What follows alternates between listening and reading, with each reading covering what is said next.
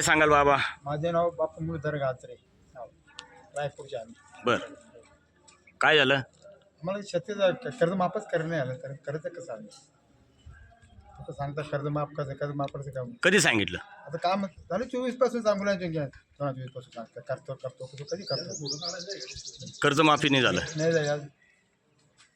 बँकेची सक्ती जी चालू आहे, जी बँकेची जी सक्तीची वसुली चालू आहे ती सुद्धा शासनानं त्वरित बंद केली पाहिजे.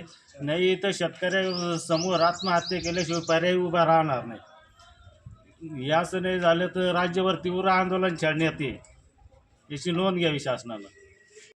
काय सांगाल, आज तुम्ही या ठिकाणी धरणे आंदोलन केलं, कशा आज करता इथे केलं? लक्षणीय शेतकरी आंदोलन झालेलं आहे. इथं महाराष्ट्र नवनिर्माण सेनेने आज चांदवड तहसील कार्यालयामध्ये आंदोलन केलेलं आहे. शेतकऱ्यांना कर्जमाफी व्हावी यासाठी हे आजचं आंदोलन आहे. आणि 2024च्या निवडणुकांमध्ये आज राज्याचे लाडके मुख्यमंत्री देवेंद्रजी फडणवीस साहेब यांनी घोषणा केली होती की आमचं सरकार जर पुन्हा सत्तेमध्ये आलं तर आम्ही शेतकऱ्यांना कर्जमाफी देऊ, शेतकऱ्यांचा 7/12 कोरा करू. पण आज त्यांना या गोष्टीचा विसर पडलेला आहे. यासाठी आम्ही त्यांना जाग आणून देण्यासाठी आज इथे आम्ही लक्षणीय आंदोलन केलं. सर्व शेतकरी बांधव, महाराष्ट्र नवनिर्माण सेनेचे कार्यकर्ते या ठिकाणी उपस्थित आहे.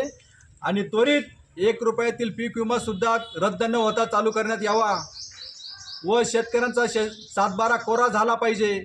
शेतकऱ्यांची कर्जमाफी झाली पाहिजे. दिलेला शब्द मुख्यमंत्र्यांनी पाळावा, यासाठी आज इथे आंदोलन झालेलं आहे.